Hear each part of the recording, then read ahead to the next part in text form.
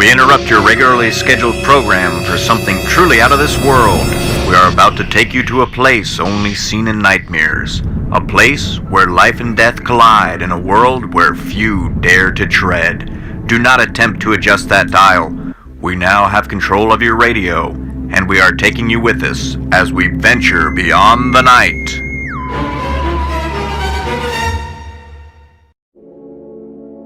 There are things out there, beyond the glow of a lantern and the flickering flame of a campfire. Things that vanish before a flashlight's beam. They dwell in the depths of the night, amongst old headstones, and in long-forgotten places surrendered to time. Shrouded in low-rolling fog as it passes over the blood-soaked ground of a battlefield, and cloaked by the eerie mist as it rises from the water. These things are both living and dead, man and beast, good and evil. This realm of the unknown surrounds us and intertwines with our daily lives. Voices cry out from beyond the veil, some seeking help, others with a warning, and some staking claim. It's my job to answer these cries, explore these dark places, and search for answers in the shadows. I am a paranormal investigator, and as the sun sets, I begin my venture beyond the night.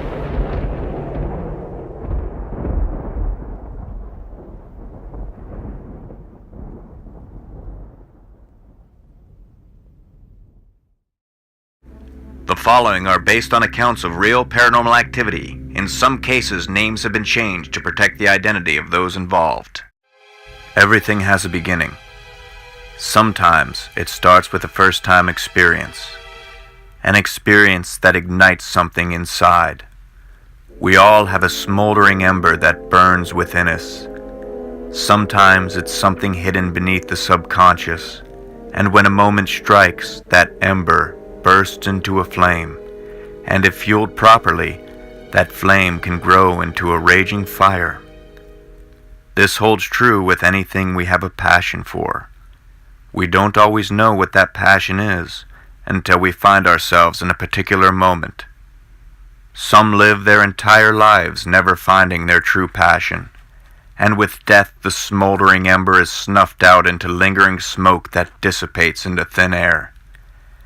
I, however, consider myself very fortunate to have discovered that moment. It was a moment that triggered fear, yet challenged my concept of reality, and within this fear and confusion a certain thrill emerged that generated several questions and led me to embark on a journey to explore the unknown and unexplained. Growing up, I had always heard the legends and ghost stories. By now, most were just vague memories of my subconscious.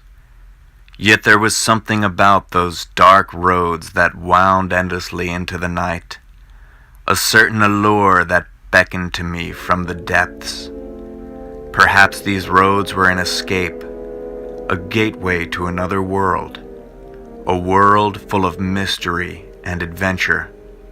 There was no other reason for us to travel these roads other than to escape the light of day and the mundane routine of normal life.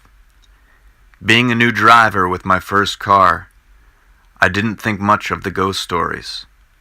I just wanted to drive around with my friends, and the Brandywine Valley with its maze of twisted, narrow roads provided the perfect opportunity. Being just teenagers, it was unbeknownst to us at the time, all of the history of battles, stone mills, settlers, cult activity, and all the spirits that linger behind from such events held by the Brandywine Valley. It started one day with an early morning adventure. My friend and I went out for breakfast and decided to keep driving. As we reached the rural area just outside of Wilmington, Delaware, we found ourselves intrigued by the colonial stone structures, open farmland, and wooded roads with covered bridges that comprised the valley. This route soon became our nightly venture, as its thick forests and dark bridges offered an eerie, mysterious appeal in the midnight hour.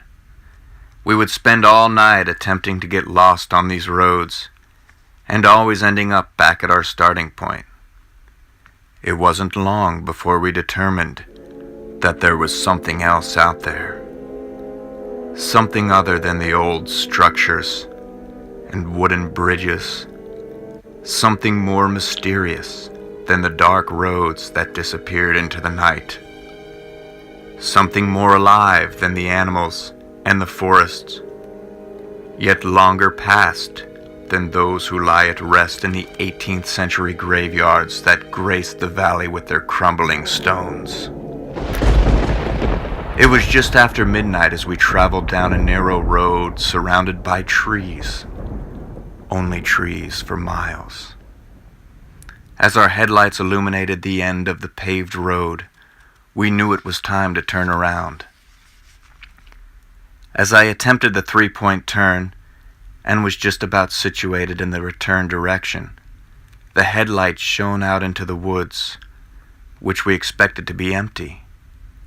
Yet, there was something there. Not something, but someone. There in the middle of the woods, standing atop a mound of dirt, was a woman.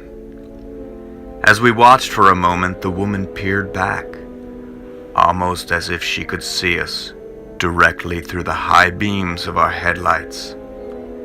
Being young, inexperienced, and quite frankly frightened, we determined it would be in our best interest to get out of there.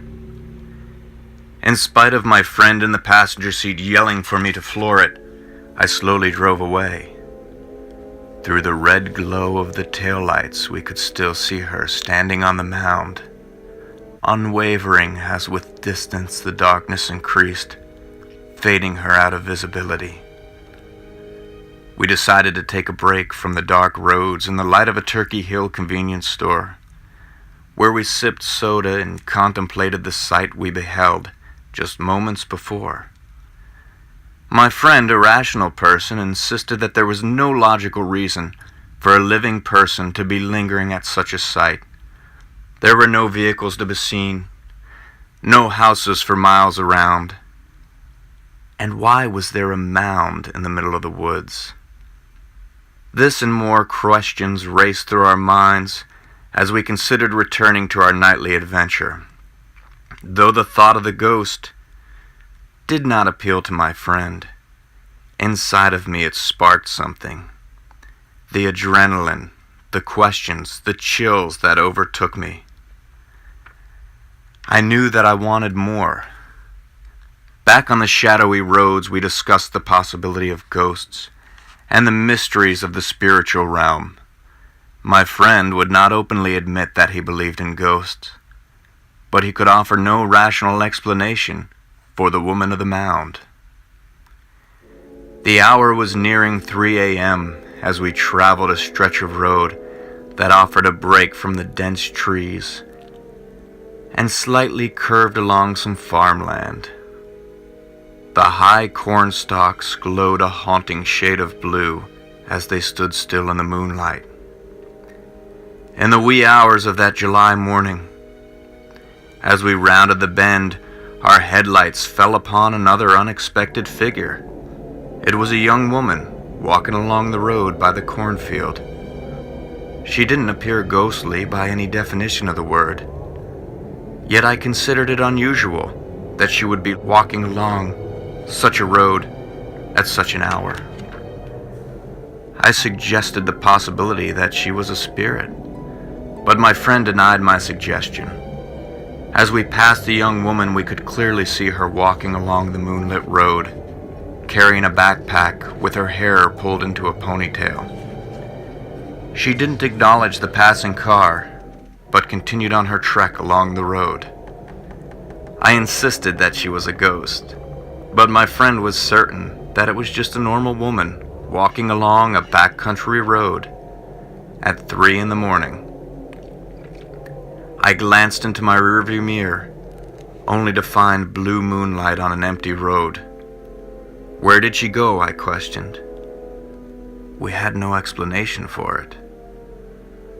It was only a moment since we passed her on a road with nowhere to go other than into a cornfield.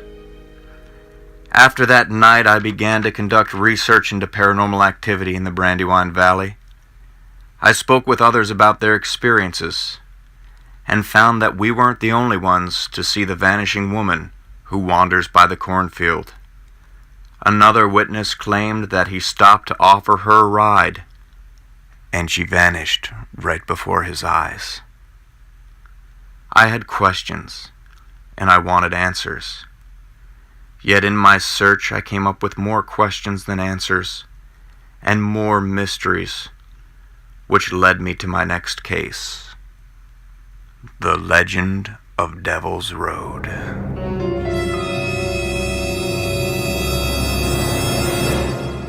Venture Beyond the Night will return after a brief word from our sponsors. Ladies and gentlemen, are you a red-blooded American? Are you proud to live in the land of the free and the home of the brave? Then you need to make it a point to visit Yorktown, Virginia during your next family vacation. See the battlefields used during the Revolutionary War and again during the Civil War. Walk in the footsteps of patriots and see where our independence was won. Oh, and don't forget to come back after dark to explore the dark side of Yorktown with Yorktown Ghost Walks. Many spirits wander these colonial streets at night. Come and learn their story and hear the history of America. Visit YorktownGhostWalks.com for more info. We now return to Venture Beyond the Night. Perhaps this was the night that unfolded my path that would lead me to explore the mysteries that lurk in the shadows. This was just the start of that fire that would burn throughout the years, and its glow would yield many more adventures. This nightly expedition would spawn into an organization dedicated to paranormal research and investigation, known as Virginia Paranormal Investigations. My team and I would go on to wander through graveyards, into haunted woods. We would investigate asylums where tormented minds now fed spiritual activity, and old forts where cries of battle still echo through the old casemates.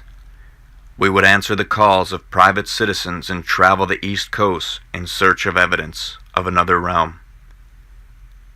From here I would embark on a journey that led me to venture beyond the night.